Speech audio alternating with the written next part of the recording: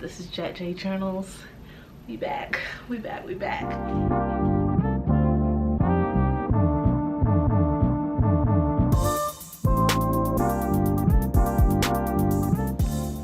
Hi guys. I know you haven't seen me in a minute, and I have my reasons, but those reasons started to turn into excuses, and something that I really need to work with myself on is consistency and discipline. So I'm like, well, it's something that you can practice being consistent with, that you have all this equipment and stuff for, you know the process, and it's a good test for me. So I was going to record videos and post privately for a year and then just make them public, but I already feel myself procrastinating on that because it's already coming up on the 3rd week of January, and I was thinking about it since like August, September 2024, and I didn't. And I was thinking of it the week of Christmas and I didn't. And I was like, okay, we're gonna do it New Year, get back on it, and I didn't. So I was like, let's do it now. You're thinking about it, you can do it, push through. I really just feel like it doesn't feel like anxiety, but it's something about the fact that I haven't been consistent, and then putting myself on a public platform, saying that I'm going to be consistent, because now it's like, okay, accountability. Like even if no one sees it, I still have the dates that I posted showing me being accountable or whatever. So on that note, I also apologize for the mess in the back. I'm covering most of it, but you know, there's still some of it, and that's just because I just got back from driving and I felt that if I cleaned up first, I was not going to record this. So yeah, I'm going to resume. I'm a little excited about it because it's a nice challenge. I can catch you guys up because it's kind of a lot going on in life, and I'm excited about all the new things, but I don't know if I want to do that all tonight. I might run it back and get you tomorrow, but yeah, I am excited to be talking to my camera again and also my friends, but I gotta stay consistent. And while I do think it'll be beneficial long term with being disciplined with YouTube, I am more so expecting that discipline and consistency to spill into other areas of my life. So that's Ebony's thoughts. Welcome back to JETJJournals. I did update it. It was originally JETJ inspired, and that's what my Instagram name is, but I'm gonna kind of separate my makeup fashion from my journaling. So this is JETJJournals. We back. And I'm super excited, truly am. So I'm going to get my place together and I will talk to you guys tomorrow. It is Saturday, and I believe I'm going to try to try to post on Sundays, because I am entering a job that's going to have me busy during the week, and I'm just trying to make sure I set something realistic that I can keep up with. So yeah, anyway, see you tomorrow. Hi, welcome to Sunday. I gotta get back in practice. I don't even know what I'm gonna say. Hi y'all. So it's Sunday. It's 3:40 and today's been interesting. I had a nightmare in 2 separate parts, meaning I woke up, was up for about an hour, hour and a half, and when I went back to sleep, the nightmare continued. I enjoy my dreams, but I can never get a good dream to pick up where it left off when I go back to sleep. So the fact that it happens with nightmares, I'm not too happy about. But I do think that maybe it was just God trying to give me a reminder of what could be. Like, anyway, I'll get into that at the end. But I spent last night making some updates to the page and stuff, and I'm excited to post my first video of round 2. Yeah, so yesterday I said that I would talk about my time away briefly. So I stopped doing the videos when I moved back home. I did them for a while, but my life was so monotonous and each day was like the same and it really felt like I was just wasting my time. I don't know how to say that. Like, I felt like the videos weren't entertaining. I wasn't doing anything. I felt really wasteful for a number of reasons, and I'm not gonna act like my self-confidence wasn't a factor, because it was a lot going on in my life at the time, mentally and emotionally. But I moved away from home 11 months ago, almost a year. So I told myself, you know, get back on your feet and get back into the things you were doing, blase splee. And here we are in January. Well, I guess it wasn't 11 months, maybe it was like 9 months, because I came at the end of March. But anyway, I'm like, dang, you almost went a whole year and you still didn't pick up the thing that made you happy. And I've been doing things that make me happy. Like, I was playing volleyball every week with Tavia, which was super fun. We're gonna have to figure something out because she moved and we're not close to that center anymore. But I miss, you know, getting active in a vigorous way. Going to the gym, eating good food. Oh my gosh. I love home because it has my family, but it's so many options in Atlanta. I'm renting a room, which is not my well, I should say, which was not my ideal situation. I was very, not so much anxious, but I was super cautious about it in the beginning. But I have reached a level of comfort with it where I'm cool. The only thing that I gotta get together is the kitchen, just because there's things from past residents taking up space, and I already share the kitchen with other people who live here, and I have a certain cleanliness standard. It's not bad, but like, I've been eating out a lot because I haven't been cooking much, and that's gotta change. But yeah, in a nutshell, so I started a new line of work, which is in the medical field with ABA therapy. And I did my training for that over the summer, and I started doing that work. I got certified in September, so I started the same day that I passed my exam. And I'm starting with a new company tomorrow. So exciting, exciting, exciting.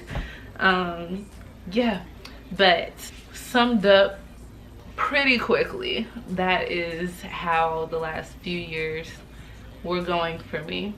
And since I try to make growth a theme, or like a goal with my videos, I want to do this to track my growth, and then down the line for my kids or other family, or even, you know, you guys, if anybody can use my experiences to learn from and they be relevant, you know. But I was just stagnant, so I just stopped, and Had I not pushed myself to start back, I might have never started again. I'm excited to see what it brings, and yeah. So I'm about to hop on the computer and do some preparations, edit this. I need to redo some banners, some logos, just to make sure that everything is accurate now due to some updates. But that's just what was happening. Now, if you want to know about the dream, here we go. So it started with me being my mom's driver, and she was going somewhere. I'm not familiar with this area. It's not somewhere that we've been before, but you know, GPS exists, so we were on the way. And I was driving recklessly. I'm not gonna hold you. Like, the ground was wet and I was driving fast and making hard stops to make turns and stuff. So my mom started yelling at me, and I don't know why I was like this in the dream, but like I was yelling back. So we were like having whole arguments, and of course like she's pissed off because at this point I'm risking both of our lives just being reckless for no reason. And I can't remember where she went, but I know when we got to the place there were like police on the scene. Not like all the cars and the lights, maybe one undercover looking car, and like you could tell that there were officers investigating something. But since we never been there before, I was like, okay, maybe that's something going on with like a nearby building, and mom can still go to do what she wants to do. But apparently I was still pissed off from the argument, so I remember snatching her keys from her, which doesn't make sense because if I'm the DD, I should have already had the keys. Nonetheless, when I took the keys from her, that's the last I remember her being in the dream, okay? And somehow, some way, I think I ended up in an area that I wasn't supposed to be, and I don't know how I assumed the feeling of being guilty, but like from when I took the keys to the next scene, it was like I was acting like I was on the run. So I was ducking and dodging from cops. I do not know how, but clothes went missing. Okay, and I wasn't the only one without clothes. So I think it was like me and 3 other, I think they were all girls, who were on the run, and we were looking for rooms to hide in, and every room was empty, but we went in like a cut, like a room that was in the cut down a long hallway, and it was open and it was people in there, like enough to distract and actually hide. The room we went into was set up like a college lecture, you know, like those rooms where the seats each level raises, and they weren't in session or like actively in class. Maybe it was like a study session or just somewhere people go to chill, because like little different groups were having their own conversations with each other. There was no professor. Well, there was a professor, but he wasn't like actively teaching. Anyway, we got in there and we each divided so we could hide, and we saw an officer come in, and he was looking around, and then he ended up leaving. He didn't see us, but the professor made eye contact with me, mind you, still unclothed. I'm kind of glad everybody in the dream was either not paying attention or not pointing it out, but like we were hiding like this. And I made eye contact with the professor. I think he called everybody that he saw hiding, but he called us up. I don't remember the conversation, but I do remember that he gave me like a pamphlet with maybe like a what you call it, a promo code, and it was like for space camp or something like that, and totally paid. So I like that in that dream I had somebody who was like I don't know what's going on, but if you get out, come do this, and hopefully you won't have to go back to that. So I appreciated that. I don't know why I remember that detail so well, but I ended up, I wasn't naked anymore. I had clothes, but I ended up in like this eerie looking hallway with different doors, and it looked like living quarters, but like cement floors, leaking, no deadbolts, maybe like 8 twin beds to a room type thing, like dirty mattresses. That's the vibe it was.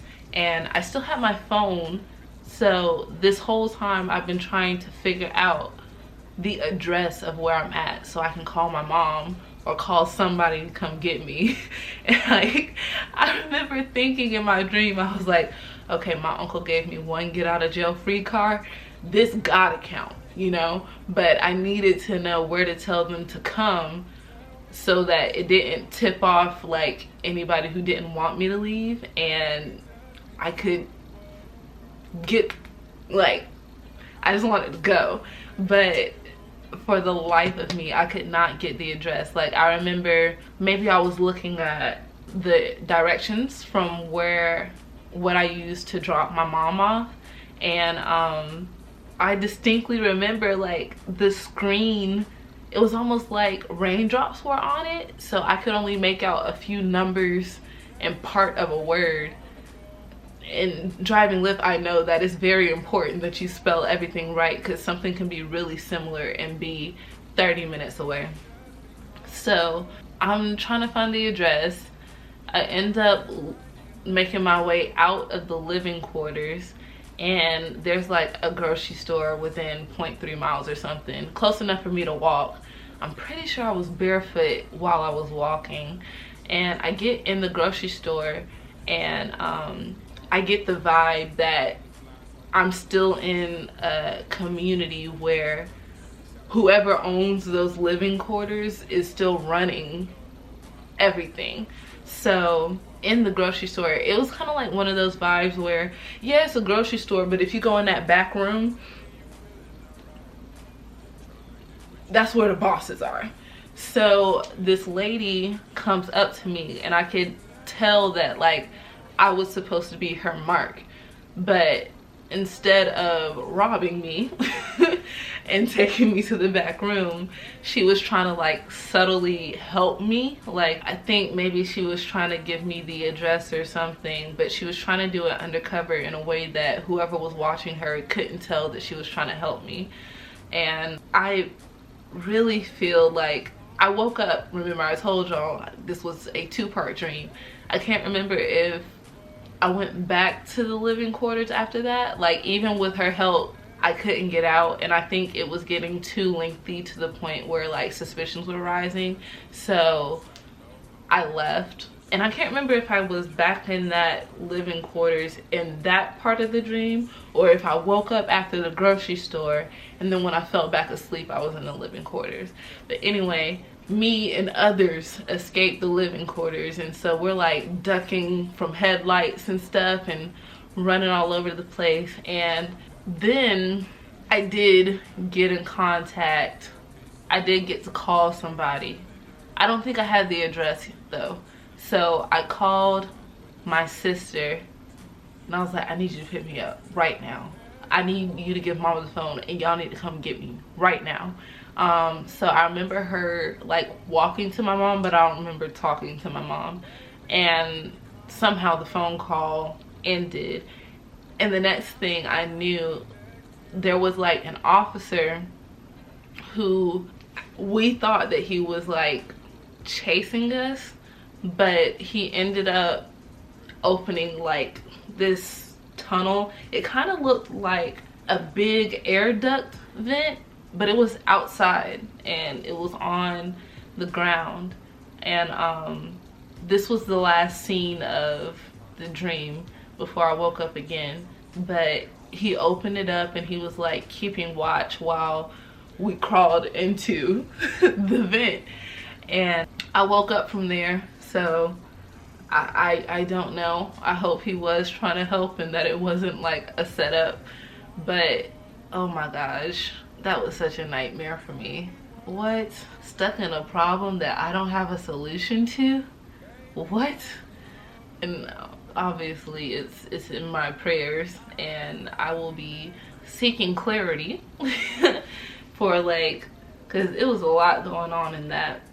And yeah, that was my dream. We'll see if it comes up again later, but now that I've recalled it, I want my mind to focus on other things. So thanks for staying tuned. I hope it was somewhat entertaining for you. I'm about to start with editing and all that stuff. I was gonna drive today.